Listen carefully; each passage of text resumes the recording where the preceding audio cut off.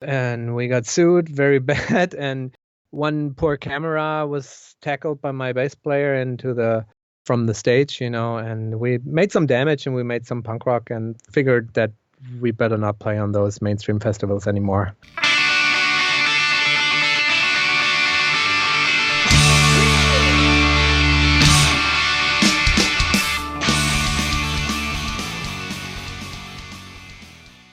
Welcome, everyone, to This Was The Scene, the podcast that takes a look back at the late 90s, early 2000 punk scene. I am your host, Mike Doyle. Before we start, go check out my Instagram. It's This Was The Scene. Give it a follow, share it with a friend, tag someone. And the top left, I pinned looks like an Excel spreadsheet of all of the interviews I've done up to date. I think there's like 10 missing on it, but you can go back and see who I've interviewed just in case you've missed some episodes. And maybe a couple will tickle your fancy. Wizo played their first show way back in 1987 and released their first EP in 1990. They went on to become Germany's second biggest all-time punk band, second only to arena rockers Die Toten Hosen, and have played everywhere from squats to stadiums. Although some of their lyrical content is lighthearted and even comical, Wizo is a band that has a very strong anti-racist, anti-fascist message. So much controversy surrounds this band that they've been investigated several times and censored by the German authorities. Unlike most punk bands, Wizo is very open to outside musical influences and embrace their eclectic sound. A fine example is their cover of Ace of Base's All That She Wants, which became a chart-topping hit in numerous European countries. In the early 90s, Wizo played a show with the illustrious NOFX and first caught the attention of Fat Mike. After the NOFX frontman witnessed the unpredictable and entertaining live show that Wizo put on, he knew the German trio could be adored and appreciated outside their homeland's borders. And boy, was he right. Okay, this is a write-up that was on Fat's website, by the way. Wizo have went on to become an international favorite and boast record sales of over 500,000, all independently and without the help of those slimy major labels. I was picking my brain of some obscure fat bands to interview and Wizo popped into my head. So I messaged Axel, asked him to come on the show, and he said, quotes, "Sure, thanks for asking," with a little smiley face with little hands coming out of it. I got him on the Skype, and this is what we chat about. Wizo being his full-time gig, how they got on Fat, High Standard, Tom from Goober Patrol, the Ace of Base cover, Propagandhi, playing in Me First and the Gimme Gimmes, Nerf Herder, No Use for a Name, not using amps for their live show, this is crazy, and a ton more. This week's episode is sponsored by Mint 400 Records. Albany, New York-based indie rock band Eerie releases their sophomore album Suburban Mayhem on April 7th via Mint 400 Records. Citing diverse influences such as Blink-182, Tom Petty, and the Menzingers, Eerie has traded in the internalized existential struggle of debut, don't want to live, don't want to die, to take on the myriad forces that permeate a modern existence. That was a lot right there.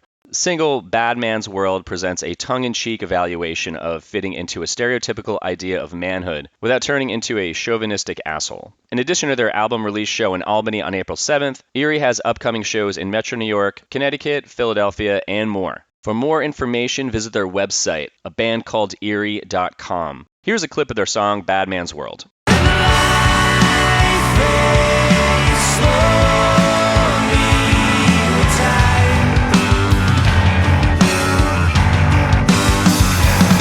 Thank you, Mint 400 Records, for always supporting the podcast. If you also want to support the podcast, just give me an email at thiswasthescene@gmail.com, and I can let you know about pricing and shit like that. That's all I got to say, so feel free to subscribe, leave a review, and share this with anyone who would love some punk rock nostalgia. With that said, let's get started.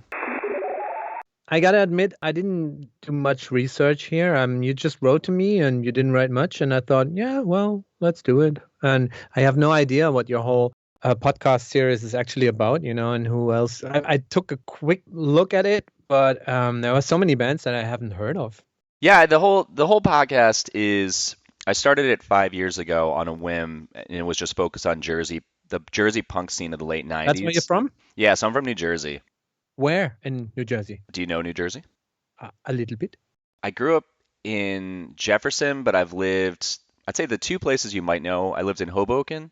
Mm-hmm. And I lived in Morristown, not Morristown, but Morristown. It's North Jersey. I don't know that one. Okay. Where are you now? Now I'm in Raleigh, North Carolina. Oh, okay. I spent some time there when I was, I don't know, maybe 18 or 17. My dad worked there. In Raleigh? Yeah. Really? And they got free flights, and that was like the most boring time I ever spent in the States, because there was nothing. And there were all these really nice neighbors that said, "Oh, come over. We live around the corner." And it was always 1.5 hours drive. And that was around the corner. How much I remember about Raleigh. That's so random, dude. I moved here on a whim 7 years ago. I was traveling and I just kind of well, it's actually really cool now. It's really built up and it's a cool city and there's a really it's small, but there's a lot to do here. So that many years ago, I don't think there was anything happening here. And there was no internet and nothing. And whenever I tried to get to maybe punk shows or so, I would have had to first figure out like a record store in town, then go there and maybe get some flyers there, and get my parents' car to drive somewhere. And there was no GPS and no nothing, and it was quite an adventure. So it never happened for me. Never saw a show there. I don't really know if there's a huge punk scene here, but you ever hear of Merge Records? No. It's a Super Chunks label. Yeah, I'm not a record collector. I consume my music for pretty much 20 years now, only online. I'm really bad. I jumped on the Napster train, and from there on, even though I'm a recording artist, I don't like CDs. I never liked CDs Really? when they first came out. Yeah, because they were a scam to us. They were so expensive. I'm okay with vinyl, but I'm not a collector. Interesting. So how do It's you really weird. So I'm going to structure this where I'm going to go back in time and how you got in the band and all that, and then I go through. I mean, like I said, this was focused on the late '90s it's still focused on the late '90s, early 2000s. But I mean, you guys started back in 1989.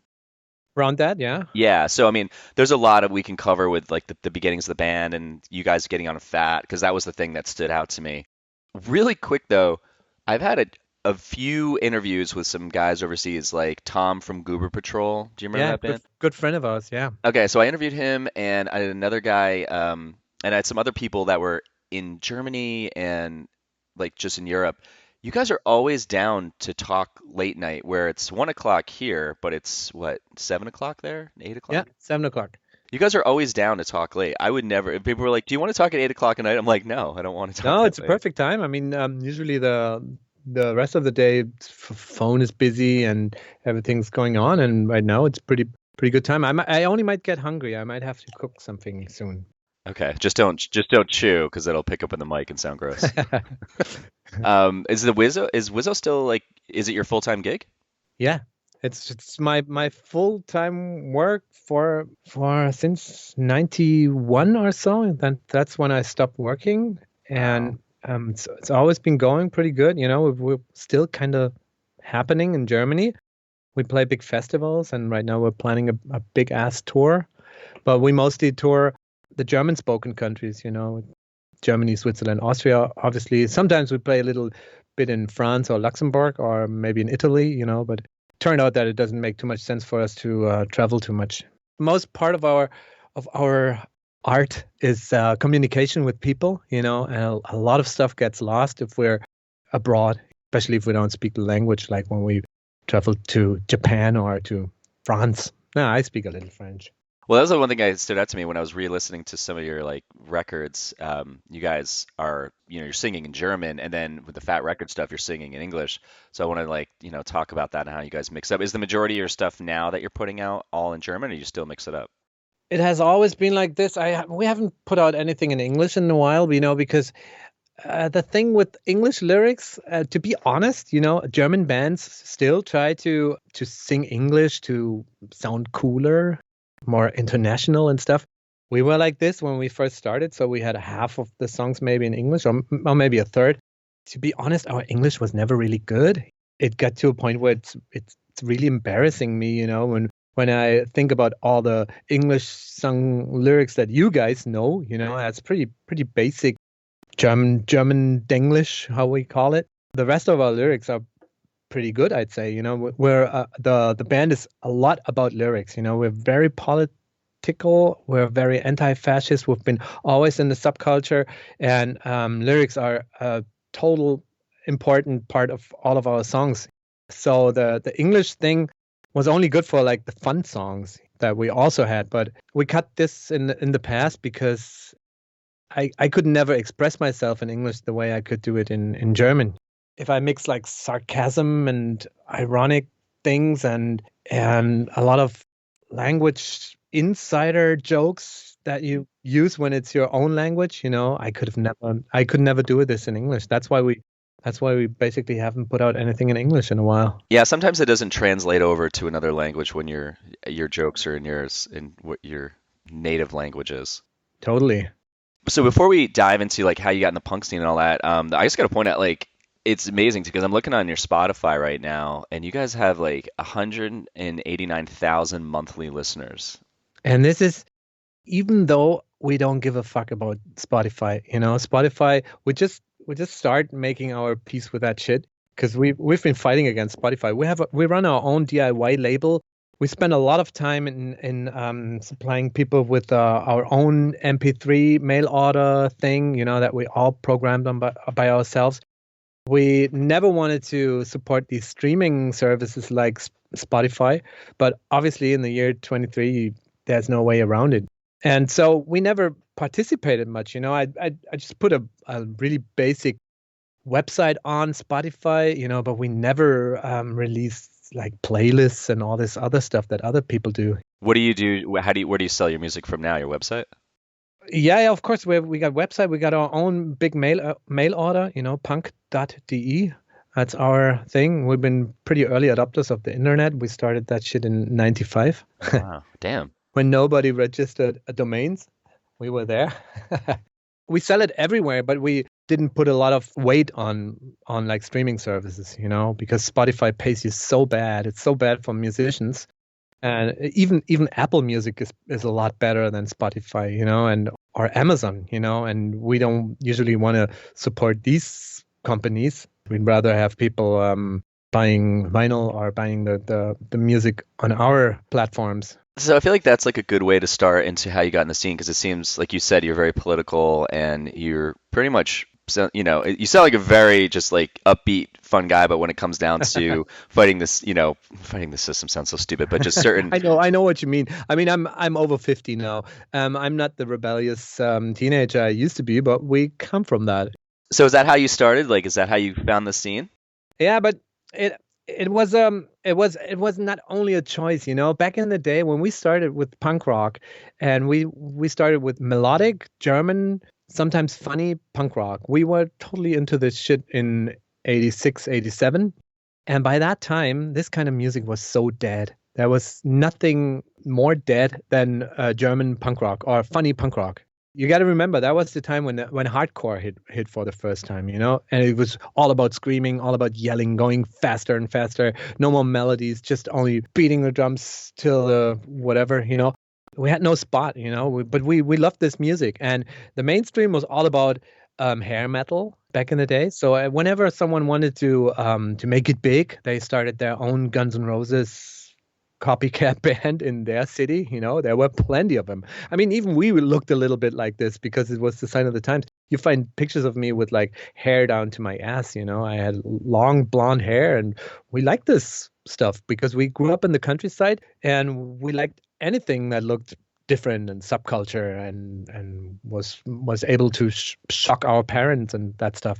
But when it came to release music or even organizing concerts, we couldn't rely on a big scene back in the day. We had to not the mainstream places where everyone else played. We had to find people that had a likewise mind, and you found them over fanzines and stuff. So you wrote each other postcards and then you booked shows for each other. That was actually how we started. We booked our first big German tour with postcards and cassette tapes. And it's not a myth. It's not a myth. It's the fucking truth. This is how it went. And when we finally realized, okay, we don't get more shows, we have to put something out on vinyl. I mean, there was no other option back in 90. CDs were coming a little later. We knew there would never be any label doing it with us, so we started it all ourselves. So we grew up with the whole DIY thing from ground off, and this was basically one thing that when we got to meet Fat Mike, he knew right away. He knew what kind of people we were and how we were doing it. And so when he asked us to put out our album on Fat, he asked us to license it, because this album had been out in Germany and was quite successful by the time. And Fat Mike made a license with us, which usually he didn't do back in the day with other fat bands. He had them as exclusive artists. So what does that mean when you license it instead of being on the label? He said, okay, we want to take the same album, the same artwork, but we want to put it out on in the rest of the world except Germany, Switzerland, Austria, which was our property there. So we agreed. We said, okay, I'll put it out in the States and Canada and Japan. Sounds great. We could never get distribution there, so let's do it. And then he made a choice. On this original album, we had like 24 tracks. He back in the day told me, Americans have such a short attention span. We need to go shorter. And I said, okay, whatever. Pick the best ones you want and let me know. And so I think on the American UARC album we had, what was it, 13, 14 songs? I don't know. Let me see. I'm on Spotify. So how do you say it? UARC? UARC. UARC. I got a little roll on my tongue there. That's a Primal Scream thing. You got 25 that are on Spotify. Yeah, but that's the German version. Oh, okay. Yeah, so I don't know. I don't see I don't know where I would find the American version. But so you guys cut songs out from that for the Fat version? Yeah, Fat Mike chose those. Yeah. Did people know that at the time and then try to find out the release that you guys did to get the more? Yes, they did, and that must have benefited you greatly then. Why? Yeah, crazy Japanese record collectors did that trick. Basically, yeah, it was horrible because we had to. We loved to send them albums in the mail, but it was most of the time it was like the mailing was like 3 times the price of the album, But that was just how it was back in the day. So when you guys started the record label, did you guys ever work jobs as teenagers, or did you guys always just do band shit? My manager, my partner in crime, Fratz, who runs the record label, and I'm more the creative part, and he's the guy with the calculator in hand. He does the business. When he started the label, he already had a little vinyl distribution. He traveled from shows to shows with his box full of albums and fanzines and CDs. And no, CDs weren't there. Cassettes, and distributed. We were exchanging records with other people that had their own records.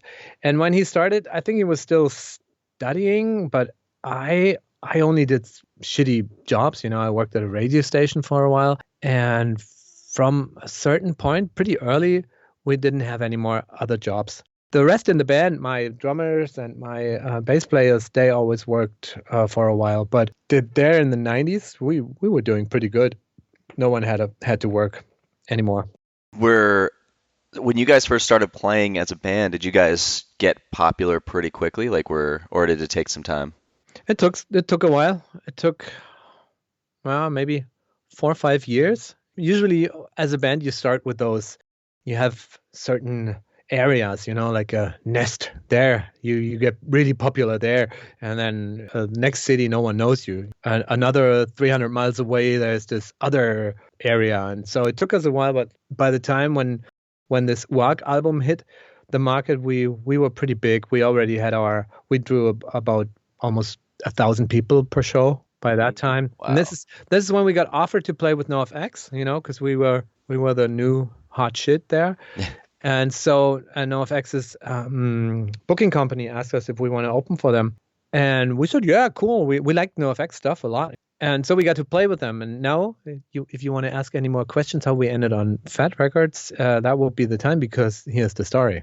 Yeah, actually, before you get into that, have you ever seen 10 Years of Fucking Up, the DVD that Fat NOFX put out? No, not in a row. I think I checked some parts of it. Okay, because there's a part in that where they're playing this festival in Germany, and then just for some reason in my mind, they're wearing Hawaiian t-shirts and stuff, and I was wondering, I wonder if that's when they met you guys. I don't know if that rings. Oh, no, I think that was another festival where we got in big trouble with Wizo, because NOFX played the one day, and they asked the local or the national TV station was broadcasting the show, and they had these big ass cameras in front of all the audience, and NOFX said, oh, you can have those cameras in front of the audience. We want the people to see us play guitar and not your fat asses. And they totally agreed to that. We were on the next day on the same festival, and we told them, hey, we want the same agreement like NOFX. To make a story short, we got it didn't end good because one camera guy didn't hold on to the contract that we had, came on stage, and then we got kicked off the festival. We got taken out of the festival by the cops, and we got sued very bad. And one poor camera was tackled by my bass player from the stage, and we made some damage, and we made some punk rock, and figured that we better not play on those mainstream festivals anymore. Yeah. Were you guys kind of like an aggressive band back then, or something like that, or? No, not necessarily, but those were crazy times in the 90s, when shit hit the fan. There were all these weird people that was they were smelling the money, they were coming there, and so you had to defend your scene every once in a while. And there was a lot of times where people were just a little too friendly, and they were just too nice, and they wanted you to, I don't know what for, because you were a hot band or something, but they had nothing in common with all that we were standing for, for the scene, the values that we all had. And so sometimes it was violent, yeah, but we weren't a violent band. I mean, same in the NOFX history. They had their fights, I'd say. When you're saying that the cameraman was supposed to film you and not the crowd, No. He was supposed to film us, but they had those in this special festival. They had a big ass stage with a really big distance to the audience, because they had a second tinier stage where they had those big ass cameras that they were using in the 90s, and there was a big camera on something they called a pump, those things, and one cameraman, one assistant, and one camera, and they had 3 of those, so 9 big objects in front of the band, Oh, okay. It was so ridiculous because people in this festival paid $100 or so, Deutschmark back in the day, which was a lot of money, and all they could see was the backs of those camera guys and assistants. Oh, I get it. And the now. whole band was hidden. And NOFX saw this and asked them, "Oh, can you just leave the cameras on the side or elsewhere?" And they agreed. But when we tried the same thing the next day, we got in a little trouble with the producer, who didn't know that we had this agreement with the rest of the crew. So was the time you you got connected with Fat prior to this festival, or was this introduced you to them? It was prior. We were already buddies by that time. Okay, so then how did you guys get connected with Fat?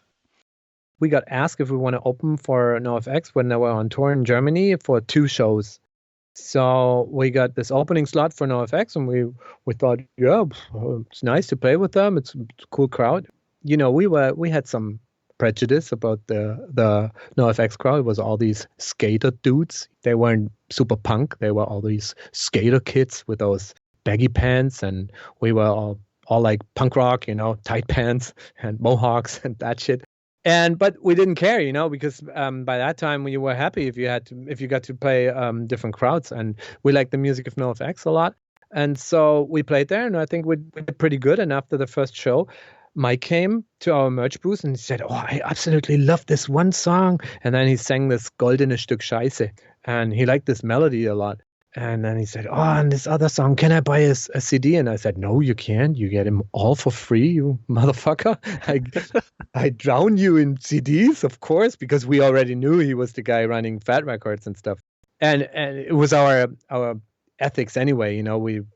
We always gave our stuff to other bands and exchange, and we always exchanged T-shirts and stuff. So Mike got the CD, and we played the next day, and he came back and said, "Oh, I listened to this on the bus last night. It's so good," and blah blah blah. And we're like, yeah. Typical Americans, they have their sweet talk, their nice little "how you doing?" We Germans are not like this. A little more forward. So we didn't know what to think about it, and then we had it as a nice experience. And maybe a couple of weeks later, I got this phone call from Fat Mike, and he asked me, "Hey, I really wanted to put out this album." And I said, "Yeah, go ahead." And that's how we ended on Fat. And then they booked us on a big tour across the US, which was the Warped tour, Warped #2, I think, 95.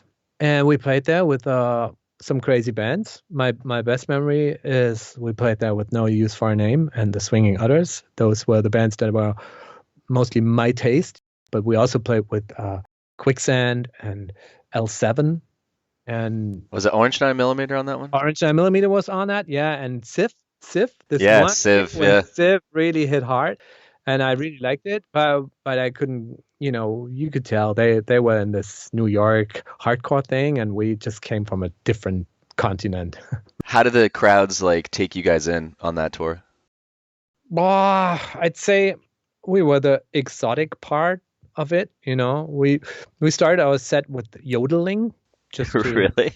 yeah, of course. Is that always, or is that just what you did then?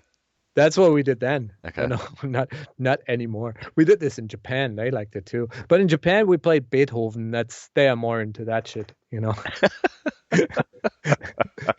Into that shit. Yeah. So you guys would start yodel. I mean, I can imagine it might have been different for kids over here because you guys are singing songs in German. Yeah. And a lot of people didn't know what to do with us, but since we were officially on Fat Records, someone else told them that we must be cool. So most of them believed them, I mean, we did great. And we had a tour through little clubs back from the West Coast to the East Coast. You know where we played our first show in the US? Stone Pony, Asbury Park. Oh, shit. Yeah, man. Yeah. I like this club a lot. Just drove by 3 years ago, but there was no band playing. I really liked Asbury Park. Asbury, how we called it. Asbury, yeah. Asbury, yeah. Asbury. The wife of my bass player is from there. She's a Jersey girl. Oh, really? Yeah. Oh, shit. She's from somewhere around Asbury Park.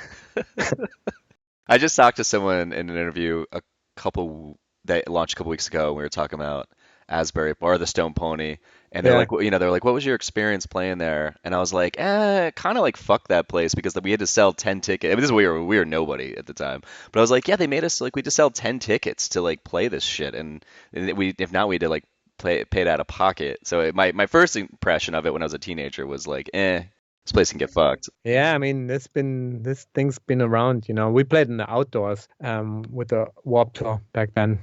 The inside was our backstage. I remember that. There was a lot of bands that Fat signed from overseas. Oh, not a lot. I mean, just like a small two British bands. Yeah, like Guns and Wankers. Were they from overseas? Yeah, Guns and Wankers, which was Snuff basically, and there was Consumed and Cooper Patrol. Yeah, and High Standard from Japan. Oh, shout out to poor Tsune, the drummer of High Standard, died. Did you hear this? No, when was this? Oh, just yesterday. Yesterday? Yes, it went through the media. Oh my God. I think 14th, so day before yesterday. Yeah, Tsune, he was 51 years old, and they have this really tragic post on Instagram, and they just said our drummer died, and we're all like really bummed, because he was a super nice guy. No one knows what happened, Oh my God! Wow, that's so crazy. You didn't know? No, I mean, there's only so many bands that I'm following and like remembering it. I just went to their Instagram when you said that, and they had the post about him passing away. Jesus Christ, I can't believe that was yesterday. That's fucking nuts. Yeah, and we always wanted to invite High Standard back to Germany one day, but since they were so big in Japan, it was almost impossible to host them. Yeah, I feel like a lot of bands overseas, like I feel like you guys like have a better success than bands over here where you guys are still doing it, and over here it's very small that they can keep lasting that long. Like Strung Out will still be playing and touring around by Lagwagon and stuff. I don't know if they're 100% living off the bands or if they have to have jobs as well, but it seems like when I talked to Tom from Goober Patrol, he's in what band is he in? That 3-piece that's really popular? Toy Dolls. Yeah, Toy Dolls, and he's like, yeah, it's my full-time gig. I was like, that's so cool. Like, you get to just do that. They've been playing a lot, and he also has other bands, and he's working other stuff. He designed our last stage. He's a designer, and he started in the pandemic. He started drawing little things on pieces of paper just to get rid of his pandemic depression, and it turned out looking so beautiful that I asked him, hey, can we get this as a stage design? So we printed a big-ass banner, 14 by 12 meter big banner that we played in the last festivals. And if you check out Wizo Live 22 on YouTube, you find some live videos and you see this beautiful stage that Mr. Tom Cooper designed for us. Let me see. Let me look that up right now. Wizo Live 2022 at Tabertal? Talbot. Yeah, that's one. Okay. Yeah, I think he mentioned that he was a designer. I forget his interview was a while ago. He was a blast. He's a funny guy to talk to. Yeah, he's super funny. He lives in my hometown now. Oh wow. Yeah, this is cool. Let's see. Man, you guys play in front of giant fucking crowds, dude. Oh wow, Yeah. that is really cool, man. Yeah, it's got like the little one-eyed guys in the back with the crab claws and all that. That's cool. So actually, from that note, what I was kind of scrolling through your old, I'll talk about like the Fat Record stays in the beginning and all that stuff, but like your logo, have you guys put that on every single release you've done? I hope we did. Yeah, sure. But why or by which album did you decide we should do this every single album moving forward? From the first to the second. So the That's second when one, we, the second one came around, and you're just like, well, let's just reuse that again and just keep doing yeah, it. let's reuse this. We call it cinematic frame, like a cinemascope frame. And that's how we did our albums. And now it became a not so running gag anymore. So it's pretty easy, whenever we think about a cover for a new release, we have 2/3 of the cover already done. We only need the middle part. Have you guys ever replicated the same color in the logo? Oh, yeah, yeah, you have. Okay, you have Yes, we did. blue. Yeah. We made a reminiscence. We broke up for a while, and then we came back. And when we had our comeback album, which was called Punk gibt's nicht umsonst, and we put this out in 2014, we made it look like the famous UARG album on purpose, to remind the people that we're still the same idiots, still around, still doing what we do best. And I guess no one ever complained about it. Real quick, if you're looking for an explainer video or someone to do motion graphics for your company, check out my company, drive80.com, and you can email me at mike@drive80.com for more info. That's all I got to say. So now back to the interview. When you guys got on Fat and you were touring around the U.S., did you guys tour the U.S. a lot in that time? No, actually, we only came back one more time. So we played the US twice, and the second time was only like several shows on the West Coast. And we only had this one big ass tour when we toured the Warp Tour and our own club tour back from west to east. Only thing where else we went was Canada, because I don't know, these guys somehow were more willing to pay for our flights. So we got invited back there like 2 or 3 times. And we played Japan twice, but we never made it back to the States. The States are big. You need a lot of time, and if we would spend a couple of weeks in the States just touring, we would have to pay for that because we would obviously not making enough money there to get those expenses.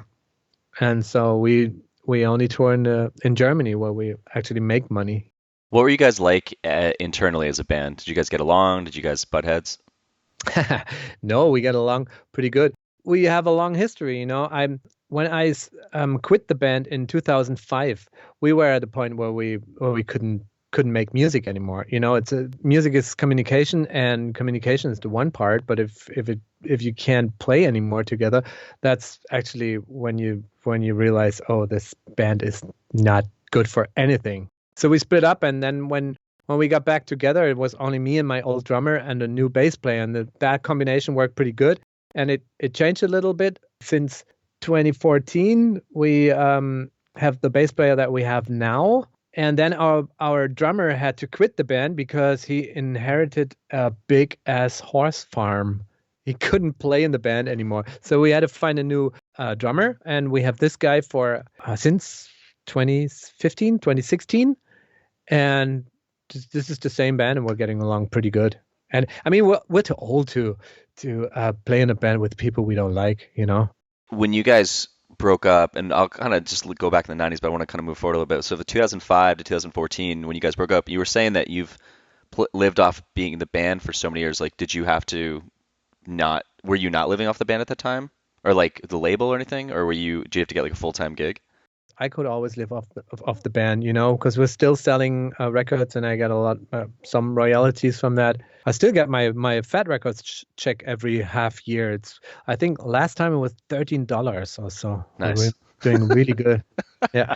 Or maybe it was more. Hopefully, Erin doesn't hear this because she's going to be mad at me. Maybe it was 113 or so. Yeah, Erin's still running the label, right? Mike, Yeah. More so than Mike, or is Mike still involved, right? Oh, that depends on who you ask. Scandalous. No, these two they are running it. I don't know what running a label in these days actually means. I don't know who makes the decisions, what new bands they put out. I still like their decisions a lot. I like the new fat bands, which already is something, because there's been other labels that I was following, and I cannot hear and listen to those bands anymore. Like who? Yeah, like German labels here, or no one in particular, but saying that Fat Records still does a pretty good job for me. So actually I just saw you guys did a split with High Standard in '97. Yeah, our Christmas split. Yeah, well, you guys did Santa Claus is Coming to Town. Yeah, I don't know. What brought that on? I'm a big fan of crooners. That's what you call them, those swing musicians. And I think there's a really good version from who was it? Bing Crosby or something, like from the 30s or 40s. And I thought we make this a punk rock version. And I thought just get any Christmas song, and we made a little reminiscence of the drum beat in the beginning is a ripoff from Sif. Yeah, it's pretty well known. Yeah, I mean, we didn't give a lot of shit, we just did it. I read somewhere too. You did a pretty popular cover of All That She Wants Is Another Baby by Ace of Base. Yeah, that was before we went on Fat Records. That was our 5 minutes of fame on MTV Europe. What made you guys do that? I had a girlfriend from Los Angeles in these days in 92. We're talking 92, when you were 12 years old, I guess. 92. I was 13. You were 13? Okay. My ex-girlfriend and me, we drove down to Spain, and my cassette player crapped out, so we had to listen to radio, and all we seemed to hear all day long was All That She Wants. And I love this song because it's got these really cool harmonies, some minor chord progressions. And when I got back from this holiday, we started working on this band, and we played it on 1 or 2 shows, and people went crazy. So we said, well, let's record it. And I booked the studio, and we recorded it.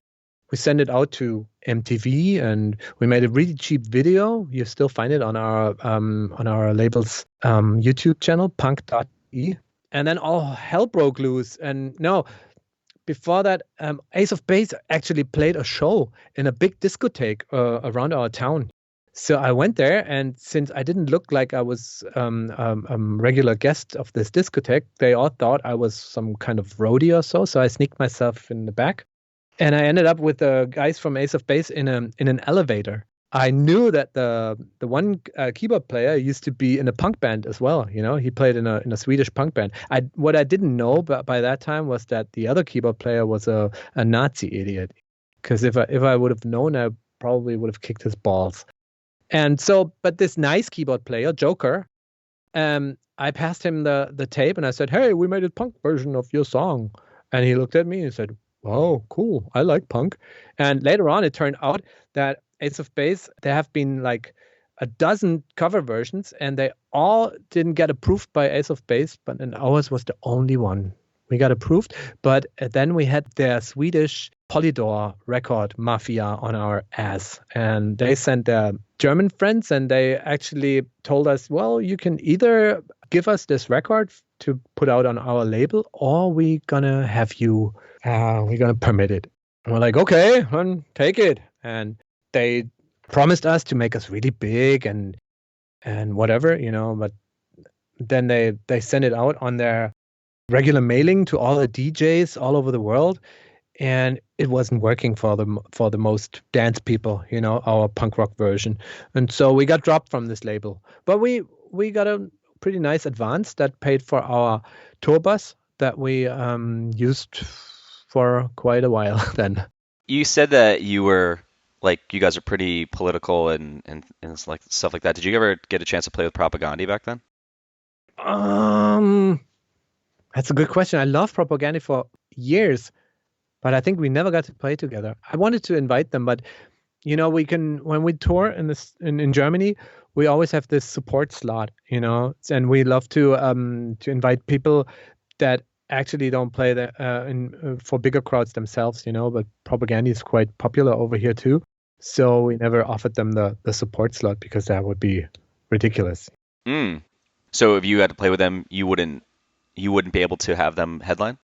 No, I mean, we're a little bigger than they, but they are just too big to be a support band over here. Yeah. Yeah, I read something a couple years ago. Like he was all, I mean, their first two releases are on Fat, and then he got kind of pissed at Fat Mike when the whole Rock Against Bush thing came out. Well, I don't want to. I mean, I'm not trying to like talk shit. I don't want to say something. I have no idea how this went, but that was crazy times. And I mean, Propagandhi come from a more political side of the scene, just like we. And I do absolutely understand that they have had problems with what went on in Southern California back then. It wouldn't surprise me. But I have no insight on that, and we're not split into Propagandhi and something. I still love them. I like their music. I mean, it's getting more complicated every time they release something, which twists my head. Yeah. But they have a great history and obviously great people. I think we never met them. We never played with them. Unfortunately, we have to work on that. That's a good point. Did you guys, with like the politics and stuff, did you guys focus more on your country? Did any of the US stuff kind of creep into your viewpoint? Kind of, since our bass player lives in Los Angeles now for a while, for like almost 20 years. I remember our last tour was two tours ago. We were touring right when the American elections happened. Half of the tour we were making fun on Donald Trump being the next president, and the rest of the tour we were like in shock, because he actually made it. I don't know if you remember, but in the first 2 weeks you didn't have all the good Trump jokes up already. It took a while until those came. Oh yeah, we were all like, can't be true. Did you find that like that had an effect on you just personally in your country?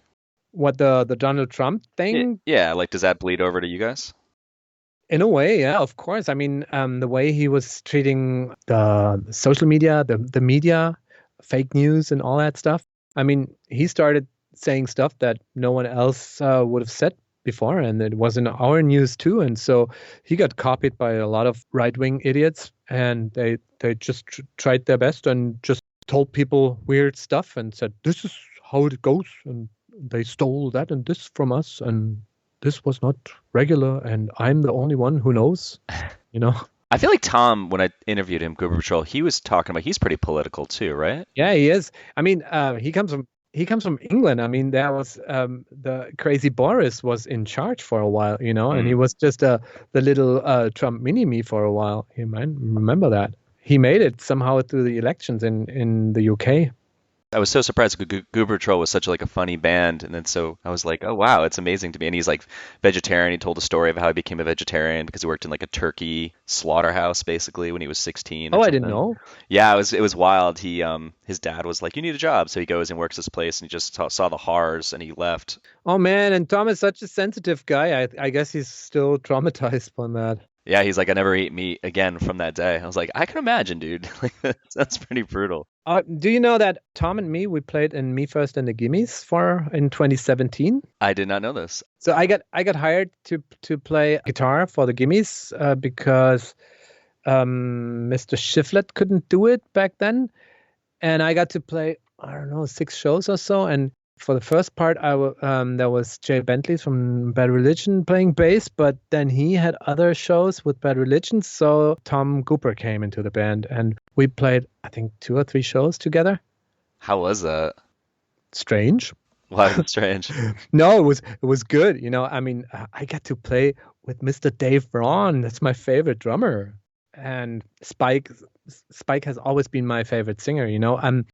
Back in the day. Somewhere in the 90s, I went to San Francisco every once in a while, and I tried to meet all the other bands, like from Swinging Utters and who else, and NOFX. And Mike always was never there, and the only guy that was actually there was Spike, because he was running with his wife Audra. They were having this punk rock karaoke show. That was what came before the Gimmies. Really? So I went to the punk rock karaoke shows. I mean, it was a regular karaoke. We were singing Barry Manilow together all the time. And later, they started the Gimmies.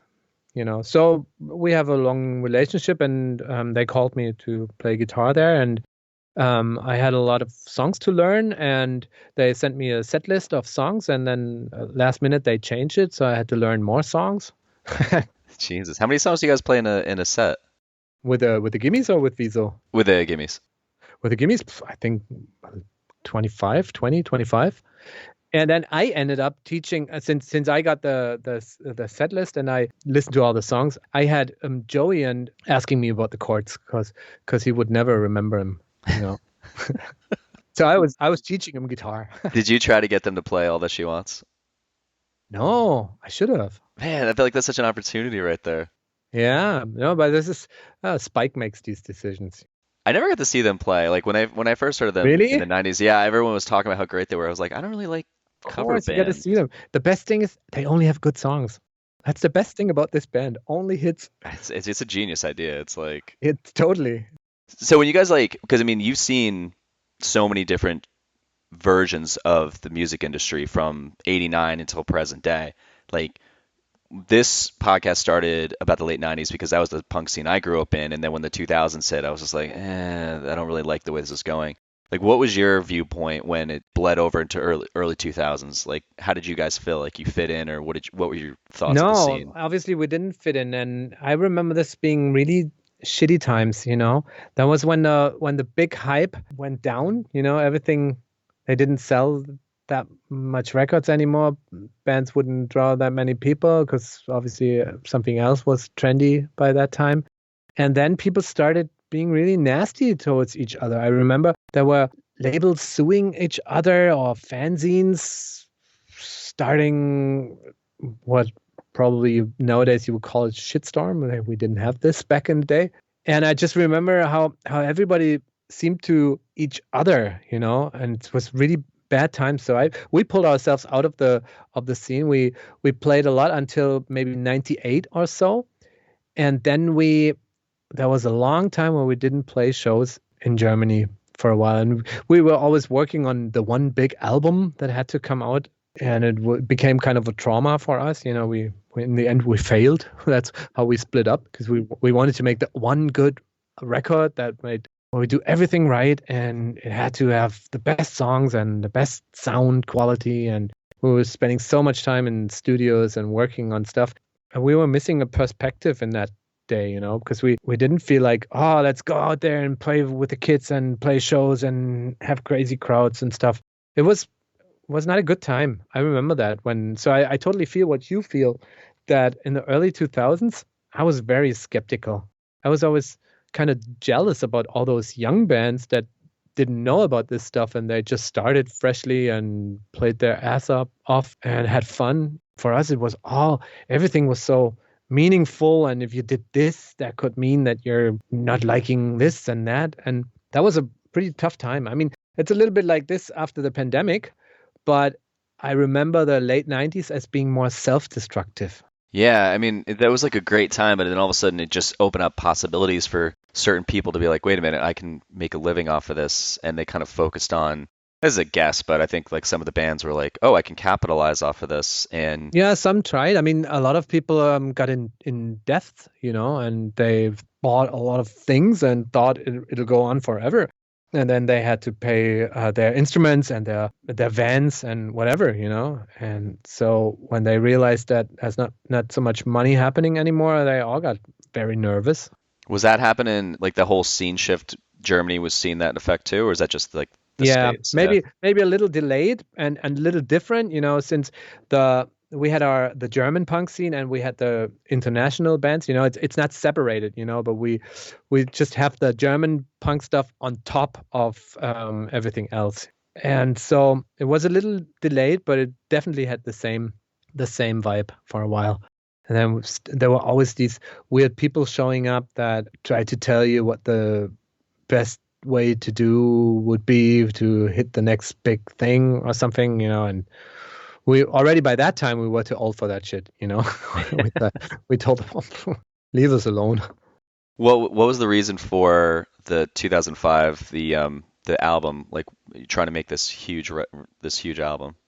Yeah, because we never made a really follower of the Uralk album. We only put out a mini album after that, and from that time on, we were always promising everyone that we're gonna release this big album, and we were never able to make it. And when I finally called the band a day, and I wanted to quit, I made this deal with my label guy and manager that I put out all the construction sites that I had on my tapes and everywhere, because I was running a big studio by that time, and just put everything together and make it one last album, which turned out to be the Underster album, which is actually pretty good. It took me a while to make my peace with it, but nowadays I can say, wow, there was some crazy stuff on it. So that was just a compilation of stuff? The compilation of what was not finished, or maybe partly finished, and some was like demos that we had that we just polished a bit or something. It was not the album it was meant to be. That was our compromise. So when you guys did the 2014 album, what kind of pressure, or did you just take the pressure off yourself and just be like, let's just make a record? Kind of, and at the same time I said, okay, I'm just gonna put so much stuff on it, because another 25 songs, which is something you would never do these days. I mean, some bands do, but not as a punk band. And I just said, I just put so much on it that no matter who thinks that, oh, but you need faster songs. Oh, but you need more funny songs. Oh, you need more blah, blah, blah songs, So I said, I just put everything on it. And that was really freeing. Is that how you say? Yeah. Yeah. Why did it take so long between 2005 and 2014 for you guys to get back together? Just the distance, or? No, we split up between 2005 and 2009. Then we got back together and we started playing live in 2010. We were only apart from stage for like 5 years, So we played 2010, 2011, and then we had this new combination of people in the band, and we were working on that album, and then it took us until 2014 until we finally finished it. And then we put one out in 2016, and now we're working on the next one because it's about time. When you guys got back together in 2010 and started playing shows in 2010, what was your viewpoint of the scene at that point? The viewpoint was that a lot of things cleared up. A lot of assholes left the scene.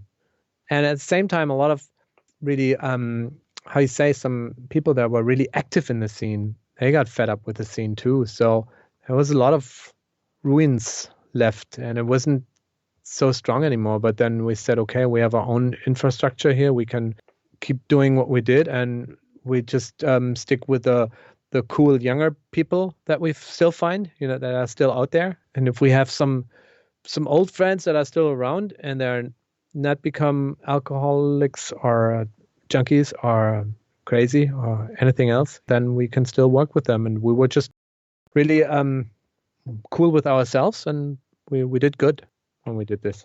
When did you guys like officially part ways with Fat, like stop partnering with them? We never parted. They still like distribute over here? You don't want to know. I asked the question. No, it's okay. The last album I passed to Fat Mike when we played in Canada in 2016. I gave it to him because every time we sent them something over, either Fat Mike, either Mike or Aaron said, "Oh, I never heard it. You never sent it to me." So that was a weird running gag. So last time I gave it to Fat Mike, and then he called us and he said, "Oh, he don't want to do this album, maybe another one," because I don't know what he was doing with Fat by that time. Then last time I met Erin, which was last year at a Lagwagon show, she complained that I never sent her stuff, and she would love to put out new Wizo stuff on Fat. So I thought, is she messing with me or what's going on here? So I sent her stuff, and I never heard back from her. So probably someone else told me that whenever Erin thinks she wants to put out something, then Mike says, "No, I don't want it," and the other way around. That's what I heard. It's really stupid. What was the last thing that they distributed for you guys? Was that Anderson? No. They have Kraut und Rüben. Kraut und Rüben, yeah. And I mean, we've been on after Kraut und Rüben, I think we were on some of the compilations. I think that was after that. How do you think you'd be received if you were on the version of Fat now, if like they did put out the new stuff like that you guys are It's a doing? good question. I mean, that's I'm checking new Friends of Rump stuff, since they're back on Fat or still on Fat, and I see how this gets, what kind of reception they get. But because I know what you're talking about, it's a new generation. It's other musicians, other bands, and it's really interesting to see what place those old dinosaurs still have there. Yeah, I mean it's that old sound. Let's talk about that old sound's gone. It's like that new like beer punk kind of thing, and like Is that teenage what you bond rock think it kind of. is? No. Yeah, that's what I call it. I call it like beer punk. It's like when the Lawrence Arms got on it, and it just Yeah. turned a lot more like less polished, I guess. Yeah, I like it. I like it that way. But on the same time, I can't do it myself. When I try to record my stuff like they do, creeps me out. I have to have tight guitars and more cleaner sounding drum that really kicks through and tight recorded guitars. I could never do it like they do. So I like it, but not for me. Well, cool, man. So before I ask the last two questions, is there a story that you've never told in an interview before that you'd like to tell, and you can tell it now? We have plenty of great stories, like when we toured Japan together with Strung Out and the late Jim Cherry, the old bass player that died. We did some really punk things in restaurants together, and we still have some Super 8 videotapes of that we never release, and we'll probably never release it, but just to tease people, it's out there. You could see doing us and Jim Cherry doing crazy stuff in Japanese restaurants, getting kicked out there, getting almost kicked out of the Shinkansen train, the bullet train. We had great times with High Standard and Strung Out in Japan. We have a lot of good memories for fat bands. Like we took Bracket on tour with us, and they couldn't believe what was going on in Germany by that time. And we played with Nerf Herder. We still tried to get Nerf Herder to play in Germany, but these guys are just too old, and I don't know. And you follow Perry Grip, what he's No, doing, the singer from Nerf Herder? no. Oh, you should. You should. This guy is huge. He's got a YouTube channel. He did all these, nowadays you would call it TikTok things, kid songs with the punk rock guitars and high pitched vocals. Check out Perry Grip. You won't regret it. Believe me. Okay. Just on YouTube? Yeah. And Okay. this guy's so big with it. And I guess he made millions with weird nom nom nom nom nom nom nom. You know that one? No. The song? That's from Perry Grip. And I think they don't have to come over. So What the fuck? This is crazy. we got to play with all these cool bands, and we were still friends with a lot of them. Whenever Lagwagon come around, we have this real deep connection, because we always look at each other and we're like, oh, that's so great that you're still living and you're still left, because we lost so many, and it's great to see you again. We always give each other hugs, and we never talk much, but we have a really deep connection as old 90s veterans. Maybe this is an interesting thing that not many people know about. And I know there's been people that hate each other from the 90s on until these days. I mean, we don't, but Yeah, that's right. I mean, I guess you got to think about, because you're getting to the age where people are passing away, and like Tony Sly. man, when Tony Sly died, that was a lot of the 90s punk Fat Record stuff died that day too, with a lot of people. At the same time, maybe that's a story. No use for a name. I always loved them because they made this melodic music. But when we were on the Warped Tour back then, all the other bands, they were making fun on them. They called them no use for a band. Really? Yeah. And I was like, why are you so mean? Those guys are great. They have great songwriting. And they're, that's too soft, too not hardcore, too whatever, Just to make people remember, not everything was good in the 90s. Shit was already bad back then. The concert shows never sounded good. We had horrible PAs back then. Well, as a band, it was always a pain to play. Monitor situations were always bad. Maybe instruments were nicer and nice big old tube amplifiers, but at the same time, it was always a drag to play shows and get through that. it's important for people to know that not everything was in the golden area. Everything was good. Some things actually got better. Just thinking about life, sound, technique. Well, I mean, I can imagine the sound that you guys have now because you're playing these huge shows that you have quite the crew. No, we don't have a big crew. We're total aliens. We do everything by ourselves. We don't use any more amps. We even don't use Kemper amplifiers anymore. We stopped using them a couple of years ago. We do everything on one fucking MacBook. Really? Yes. I'm really crazy. This is my approach of punk rock. Don't let any old hippies tell you that your music is only good because you make it with this big ass, super heavy tube amplifier that no one can afford. If you can get it out of a cheap plugin and the vision you have how something has to sound, and I know how old Marshall amplifiers sound because I carried a lot of those around.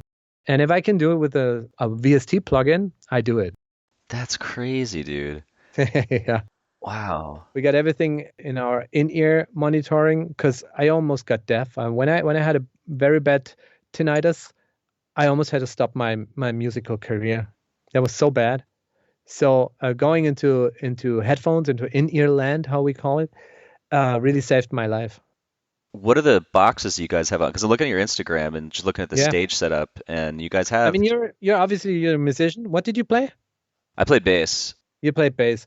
So, for us musicians, it makes a big difference. There's all these square boxes, and you can tell, oh, it's an 8x10. It's an old Ampeg. Oh, this is hardcore 4x10. Oh, look, a Marshall. Oh, no, it's a Mesa Boogie thing. Pff, fuck that shit. No one in the audience knows that. All they know is there's a drum kit, and on the left and on the right, there's some boxes.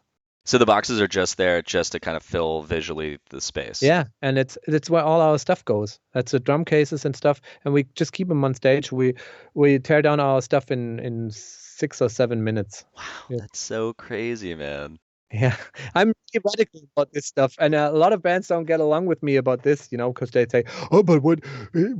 This is not real music anymore." How blah blah blah, But I remember falling downstairs with an Ampeg SVT on my chest. That was no fun. I love that you created this. I love you created this out of just the pain you had. Like, A, the hearing thing is a necessity to be like, how do I keep playing? And B, you don't want to I don't want to lug this shit around anymore. No. That's so fucking dope. No, I mean, we went. It was quite risky in the beginning, because we didn't know if this stuff all works live. But for a couple of years, computers just got so strong that you can do everything that you do in the studio. You can put on a stage. I mean, you need some knowledge. Most of it is network connecting signals and stuff. But once you figure that out, it's really cool to do. I feel like that's going to be so cool for some people to hear this, where they better probably be like, oh, if you want to know, just write me something. Wizo@wizo.de. This is my old ethics, which I liked on the hip hop guys always had this. Each one teach one. I take this shit serious. I give away my knowledge because I don't believe in experts knowledge, or how you call it, it's knowledge is there for anyone. I love it that you can look up everything on a tutorial on YouTube or find everything on ChatGPT, and I love that shit. It makes music and being part of the scene makes much more democratic. You don't have to have that expensive amplifier before you can go on a stage. If you have a crappy laptop that you went on college with, make it work and play your guitar through that laptop. It'll work. If you have a vision how it's going to sound, how you want it to sound, then that's more important to than having the true equipment shit. So that's funny. So I'm going to ask this. I asked two questions at the end, but the last one, I'm going to mention something. So the first one is, what would you like to plug? It could be about you. It could be about your friend. It could be about both. What do you mean? Like plug me, like give a shout out to, or like educate. It's like, oh, we have this album or with us. No. I give a shout out to all the young musicians that are there, still in love with this late 90s music, and they feel like they can't be doing it because they don't have this and that. I said, if you feel it, just do it. It's all yours. That's a good thing about punk rock. And if you're If you're connecting to the 90s punk, that's your shit, then go ahead and do it. I'd love to hear your version of it. The last question is, what scene ethics do you hold on to this day? But I feel like you just answered it prior to the plug question. Yeah, DIY. Do it yourself and be kind to each other and don't be afraid of losing something. We're not Instagrammers that have to collect as many followers as possible. We want to play shows and we want to have a good time with the people that come there, and that only works if you open yourself up and if you give them the possibility to communicate with you. This is what I believe in, and I will hope I can keep doing this for a while.